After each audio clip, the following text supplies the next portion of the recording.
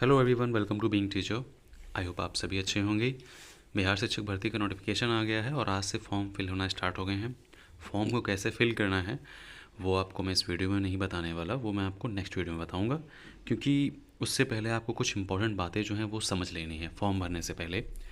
सबसे पहले ये है कि फॉर्म का करेक्शन नहीं होगा सबसे पहले इसी चीज़ को, क्योंकि ये बहुत इंपॉर्टेंट चीज़ ये है कि बहुत से बच्चे ये सोचते हैं कि अगर कुछ गलत हो जाएगा तो करेक्शन करने का मौका मिलेगा। देखिए, यहाँ पे फॉर्म भरने की डेट नहीं है, वो आपको करेक्शन की डेट बिल्कुल नहीं देंगे। तो इसीलिए आप लोगों को फॉर्म जब भरना है तो फाइनल सबमिट करने से पहले आपको अच्छे से 2-3 बार उसको चेक कर लेना है। फॉर्म को कैसे फिल करना है वो मैं आपको नेक्स्ट वीडियो में बता दूंगा।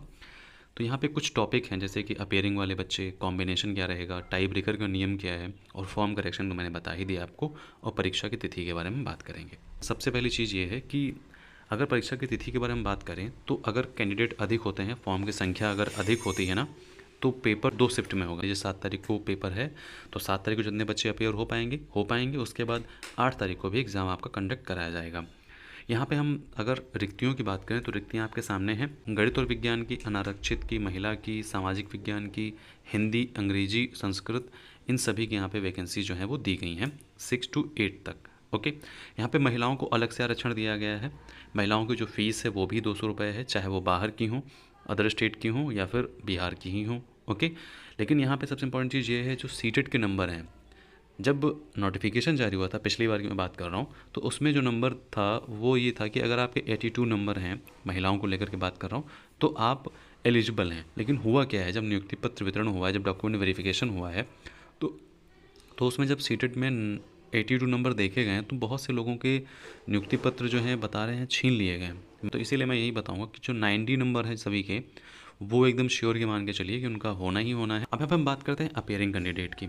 अपेयरिंग कैंडिडेट जो है इस बार एग्ज़ाम नहीं दे पाएंगे, चाहे वो बीएड हो, चाहे वो डीएलएड हो, ओके, और चाहे वो सीटेट हो, चाहे वो एस्टेट हो। मतलब अगर आप अपेयरिंग में हैं, आपका कोई भी डिप्लोमा या डिग्री कंप्लीट नहीं हुआ है, तो आप एग्ज़ाम नहीं दे पाएंगे। ठीक है, चाहे सीटेट आपका अपेयरिंग हो, चाहे बीएड आपका अपेयरिंग हो, चाहे डीएलएड आपका अपेयरिंग हो। फिर हम यहाँ बात करते हैं टाई ब्रेकर का नियम। टाई ब्रेकर का नियम ये है कि प्रथम चरण की नियुक्ति में अंक समान होते थे।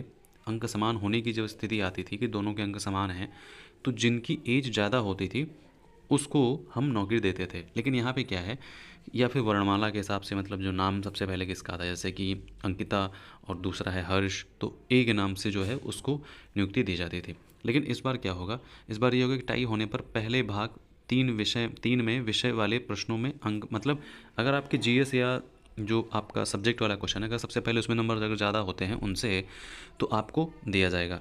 अगर उसमें भी आप इक्वल नंबर लेके आते हैं, तो अगर आप मान लीजिए जो क्वालिफिकेशन पेपर है हिंदी वाला, इंग्लिश वाला, उसमें आपके नंबर अगर ज़्यादा होते हैं तो आपको मौका दिया जाएगा, आपको सिलेक्शन आपका किया जाएगा। ठीक है, अब यहाँ पे फॉर्म सबमिट करने के बाद सुधार का मौका नहीं मिलेगा। मैंने आपको भी बताया आपको कि करेक्शन की डेट आपको यहाँ पे नहीं मिलेगी। प्रश्न हल करने को मिलेंगे 2.5 घंटे। पहले 120 जो है क्वेश्चन होते थे, ठीक है, इस बार 150 क्वेश्चन होंगे, तो इसीलिए एक क्वेश्चन 1 मिनट का आपका रहेगा। अब यहाँ पे एडमिट कार्ड पर भी सब्जेक्ट कॉम्बिनेशन रहेगा। देखिए, एडमिट कार्ड जब आपका आएगा ना, तो वहाँ पे सब्जेक्ट कॉम्बिनेशन लिखा होगा, तो इसीलिए आपको जब भी फॉर्म फिल करना है तो सब्जेक्ट कॉम्बिनेशन का ध्यान रखना है। और महिला अभ्यर्थियों को भी जो है बाहर का सेंटर, मतलब बाहर दिया जाएगा सेंटर। उनको ये नहीं कि उनको होम डिस्ट्रिक्ट में दिया जाएगा, अगर ज़रूरत पड़ती है तो महिलाओं को भी सेंटर उनके होम डिस्ट्रिक्ट से बाहर दिया जाएगा। ठीक है, अब हम बात कर लेते हैं सब्जेक्ट कॉम्बिनेशन की। सब्जेक्ट कॉम्बिनेशन को लेकर के मैंने आपको कल की वीडियो में बताया था कि कैसे फॉर्म जब नोटिफिकेशन आया था। आज मैं एक बार फिर से बता दे रहा हूँ कि सब्जेक्ट कॉम्बिनेशन आपका क्या रहेगा। 6 to 8 से लेकर के 11 to 12 तक सब्जेक्ट कॉम्बिनेशन यही रहेगा आपका। यहाँ पे हम बात करते हैं सबसे पहले पॉइंट 1 की, परंतु मैं यहाँ पे क्या कहा कि शिक्षा शास्त्र में डिप्लोमा या बीएड, मतलब आपका डीएलएड हो या फिर बीएड हो और मान्यता प्राप्त यूनिवर्सिटी से होना चाहिए। दूसरी चीज़ ये है कि जो आप जिस सब्जेक्ट से आप 6 to 8 का फॉर्म भरने जा रहे हैं, चाहे इंग्लिश हो, हिंदी हो, मैथ, साइंस, वो आपने ग्रेजुएशन लेवल पे पढ़ाई की हो उसकी। फिर आपका 4th पॉइंट है वर्ग 6 से 8 के सामाजिक विषय, जो एसएसटी के बच्चे हैं उनके लिए स्नातक स्तर पर इतिहास, भूगोल, राजनीतिक शास्त्र, दर्शन शास्त्र, अर्थशास्त्र, वाणिज्यिक, मनोविज्ञान, समाजशास्त्र, गृह विज्ञान, इतने सब्जेक्ट, मतलब 1 2 3 4 5 6 7 8 9 सब्जेक्ट में से आपने कोई 2 सब्जेक्ट, देखिए लिखा नहीं, कोई 2 सब्जेक्ट आपने स्नातक स्तर पर पढ़ाई की हो। फिर अगला जो पॉइंट है 5 नंबर, वहाँ पे लिखा हुआ है कि वर्ग 6 से 8 के गणित एवं विज्ञान, मतलब ये साइंस के बच्चे हैं। साइंस के बच्चों के लिए जो स्नातक स्तर पर है, गणित, भौतिकी, रसायन विज्ञान, जीव विज्ञान, इन 4 सब्जेक्ट में से आपने कोई 2 सब्जेक्ट पढ़े हों तभी आप इस वैकेंसी के लिए एलिजिबल हैं। आज के लिए इस वीडियो में इतना ही, मिलते हैं नेक्स्ट वीडियो में, बाय बाय।